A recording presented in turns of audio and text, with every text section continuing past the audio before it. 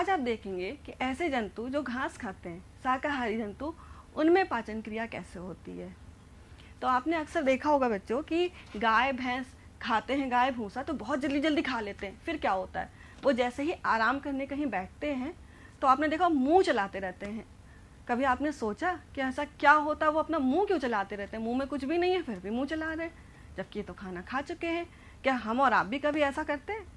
नहीं ना, बिल्कुल सही, क्योंकि उनमें ही ऐसा प्रोसेस होती है। क्या ये प्रोसेस कहलाती है उनके अंदर रोमंथन की, चबाने का जो ये प्रक्रम होता है, जो वो मुंह चलाते रहते हैं। तो चलिए इसको हम डिटेल में समझते हैं होता क्या है।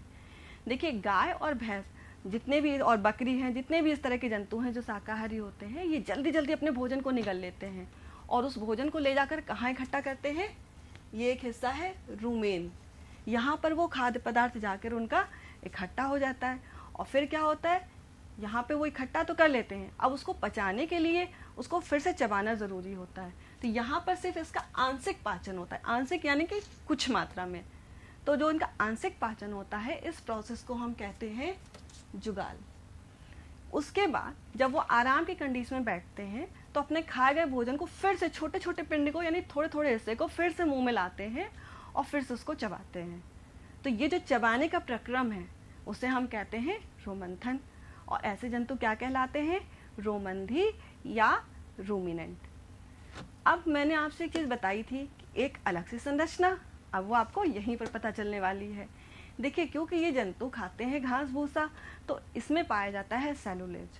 अब सेलुलोज को पचाने के लिए इनमें एक अलग सी संरचना पाई जाती है, जो इनकी आप देख रहे हैं छोटी आंत और ये है बड़ी आंत। इसके बीच में एक ये संरचना है सीकम, ये आप देख सकते हैं, ये संरचना है सीकम, जिसे हम अंधनाल भी कहते हैं।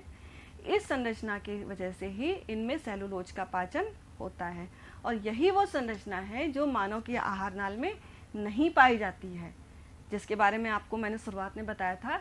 ये संरचना केवल शाकाहारी जंतुओं में ही पाई जाती है, जिसका नाम है अंधनाल या सीकम।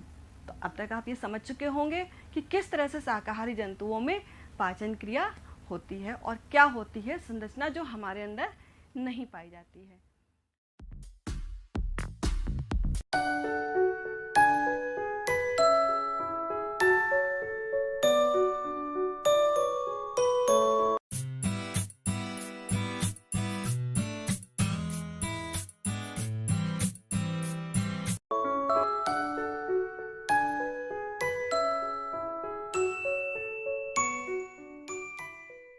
अब हम बात करेंगे इसके बाद एक कोष की जीव, अमीबा और हाइड्रा की।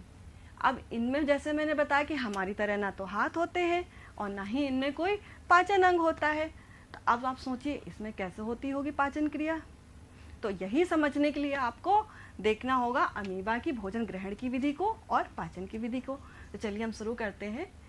देखिए, अमीबा पहली बार जलाशयों में पाया जाता है और ये बहुत ही सूक्ष्म जीवों को भोजन के रूप में ग्रहण करता है और ये है भोज्य पदार्थ। जैसे ही अपनी इसको सतह के आसपास कहीं लगता है कि कोई भोज्य पदार्थ है तो इसमें इस तरह से पादाप विकसित होते हैं, जिन्हें हम कहते हैं स्यूडोपोडिया। हिंदी में कहते हैं पादाप और इंग्लिश में कहते हैं स्यूडोपोडिया। तो इस तरह से वो चारों ओर से इसको धीरे धीरे इस तरह से आप देख रहे हैं घेरते घेरते घेरते और ये पूरी तरह से इसको बंद कर देता है और ये बन जाती है खाद्यानि, जिसके अंदर भोजन बंद हो जाता है। फिर इसी के अंदर इसमें तरह तरह के पाचक रस स्रावित होते हैं अंदर से और भोजन का पाचन हो जाता है। फिर क्या होता है, जैसे हमारे शरीर में अपशिष्ट पदार्थ बचते हैं वैसे इसमें भी अपशिष्ट पदार्थ बचते हैं। फिर ये दिख रहे हैं आपको अपशिष्ट पदार्थ। फिर इस तरह से इसका जो ये स्यूडोपोडिया यानी पादाप अंदर की तरफ खुलने लगते हैं और यहाँ से ये हट जाता है और यहाँ से ये अपशिष्ट पदार्थ बाहर निकल जाते हैं।